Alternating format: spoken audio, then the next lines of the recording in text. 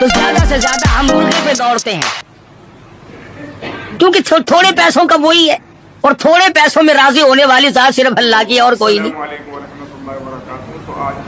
या ज्यादा से ज्यादा बकरे पर पहुंचते हैं, मगर ये खलील है जो एक अमर पर 100 ऊंट ज़िबा कर रहा है।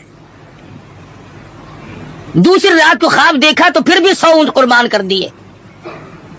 9वीं रात को फिर ख्वाब देखा तो आवाज आई, मैं वो चीज मांगता हूं जो दुनिया में तुझे सबसे ज्यादा महबूब हो, सबसे ज्यादा जो शय मरगूब है उसकी कुर्बानी मांगता।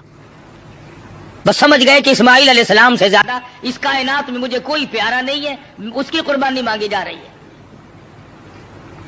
सुबह हुई, हजरत हाजरा से फरमाया कि नहला धुला दो, तैयारी कर दो, बहुत बड़े दोस्त से मिलाने लेके जाऊंगा। हजरत हाजरा ने तैयारी कर दी, नए कपड़े पहनाए, गुस्ल कराया, तैयार करके अब्बा के साथ कर दिया। चुपके से छुरी और रस्सी बगल में दबा ली हजरत इब्राहिम अलैहिस्सलाम ने। शान नबूवत देखो कि औरत जात मुखिल ना हो जाए, तकलीफ पहुंचने पर ये शायद बर्दाश्त न कर सके। कुरान करीम ने अजब अंदाज के साथ फरमाया, ओ मेरे नबी हजरत मोहम्मद रसूलुल्लाह सल्लल्लाहु तआला अलैहि वसल्लम, फरमा दीजिए कुल इन्न सलाती व नुसुकी।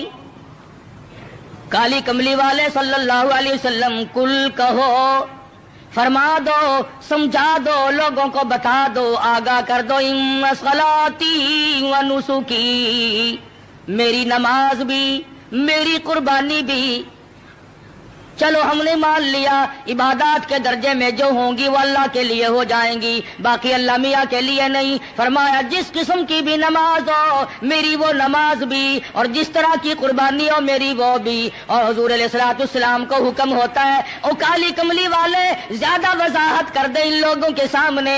कुरान करीम में लोग पढ़ते जाएं, क़यामत तक खबरदार होते जाएं, व महयाया व ममाती, और दुनिया वालों मेरा जीना मेरा मरना लिल्लाहि रब्बिल आलमीन, ये सारे का सारा उस परवरदिगार आलम के लिए है जो सारे जहान का पालनहार है।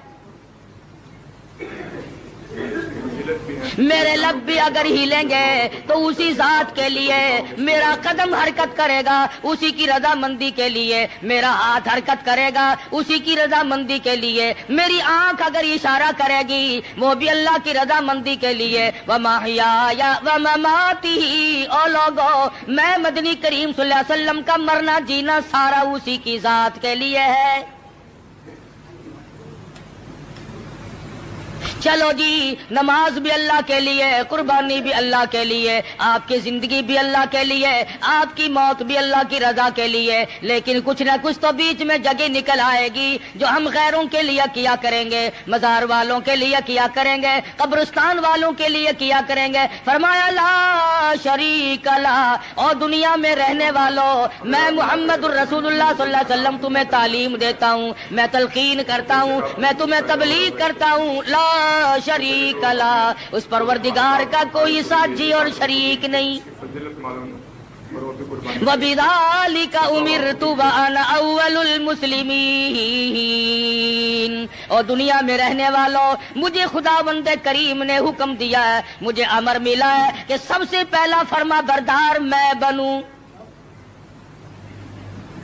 अगर मैं फर्मा बरदारी ना करूं तो कौन करेगा? फर्मा बरदारी की इब्तदा तो मुझसे होनी है। इस वक्त के इस जहान में सारी दुनिया बरगश्ता हो गई है। वबिज़ालिका उमिरतु व अना अव्वलुल मुस्लिमीन।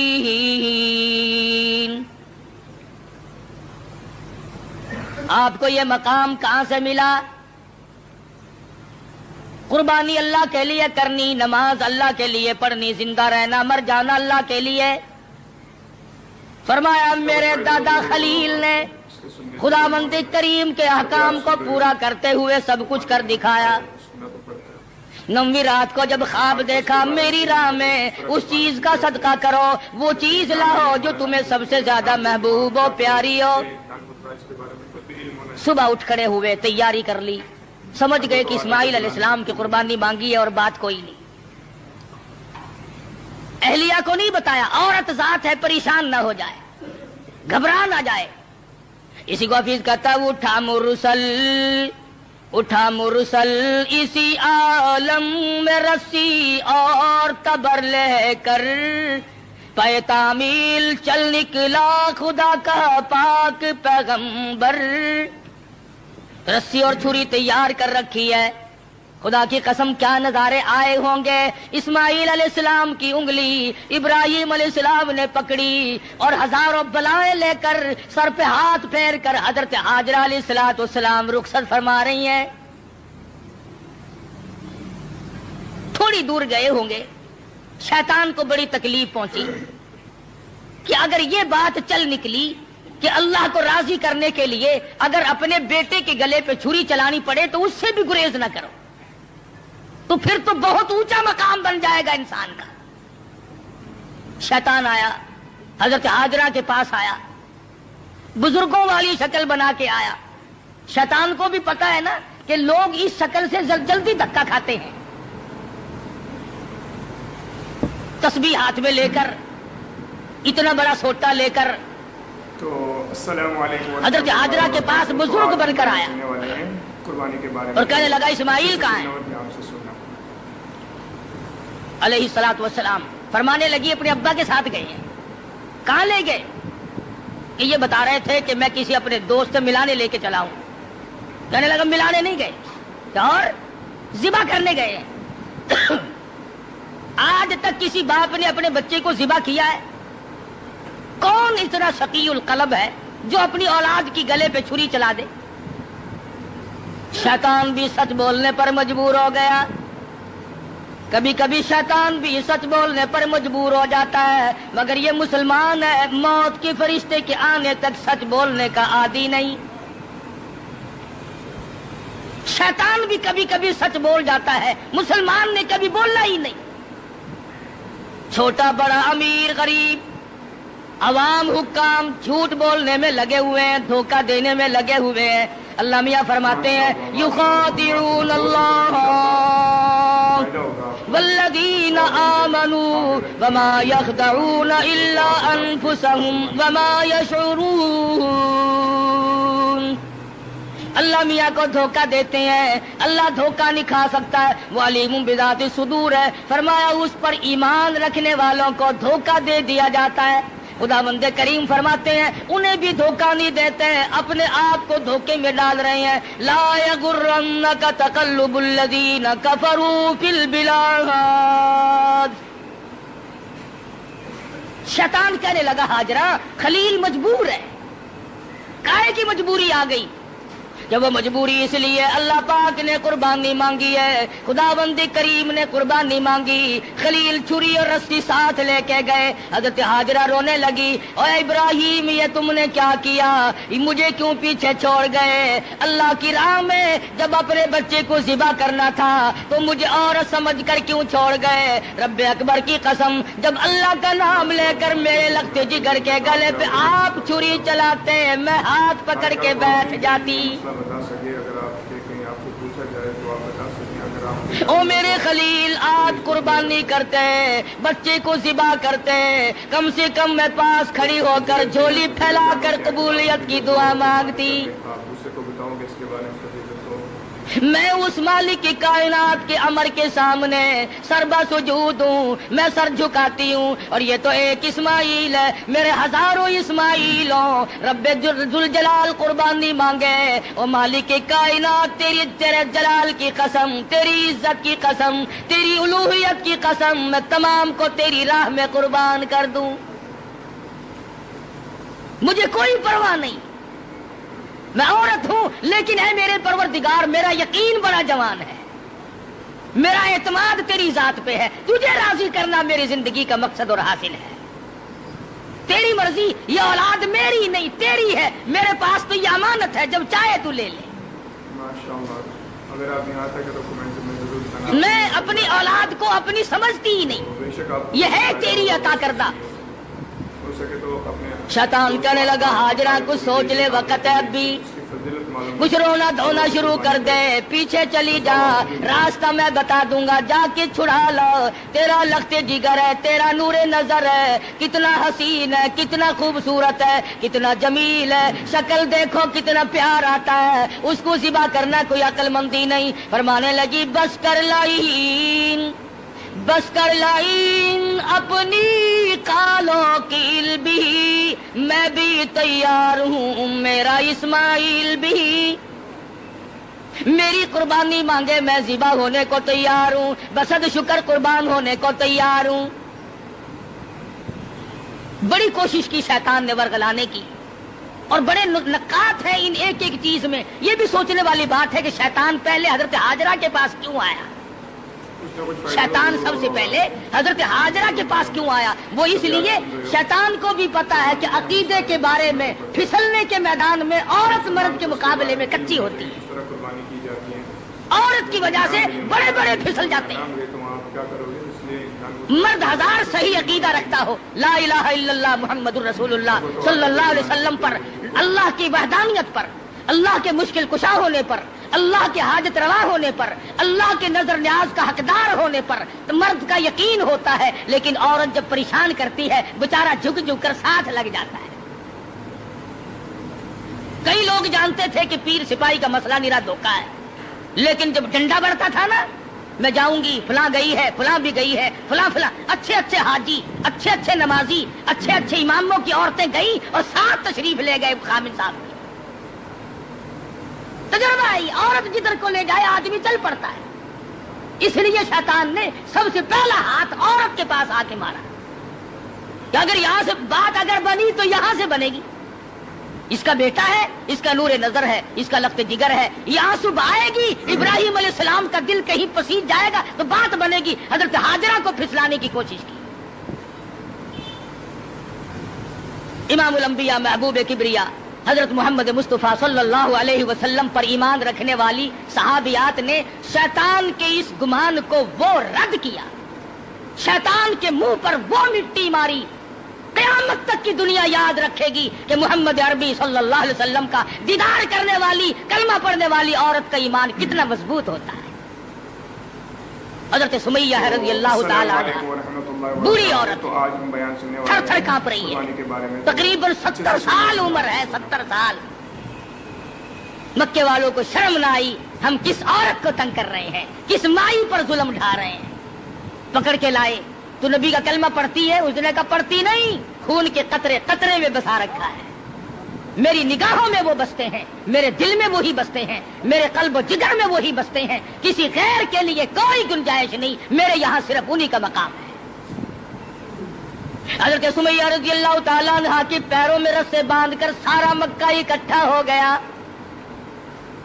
सामने आया अबू जहल, कहने लगा सुमैया बाद आ जा, अपने बुढ़ेपे पे तरस खा, मैं तुझे छोड़ दूंगा।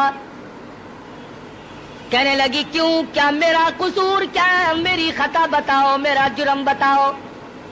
कहने लगा इससे बड़ा जुर्म क्या है, तो जुबान से कहती है ला इलाहा इल्लल्लाह मुहम्मदुर रसूलुल्लाह सल्लल्लाहु अलैहि वसल्लम। ये थोड़ा जुर्म नहीं, कहती है उसके सिवा है कोई नहीं, ज़मीन में, ज़मा में, मकी में, मका में, आसमानों में, जमीनों में, दरियाओं में, समंदरों में, अर्श अजीम पे, हर आदमी के कल्बो जिगर में उसके सिवा कोई नहीं। कहती हो ना? फरमाया हाँ कहती हूँ कि ये तुझे छोड़ना पड़ेगा। कहने लगी छुड़ाने वाले कभी से मर गए, कभी से मर गए। देखो ईमान हो तो ऐसा हो। मैर तू तो कह लेते हैं ना, ओ जी मजबूरी के वक्त में बंदा मजबूर जो हो गया।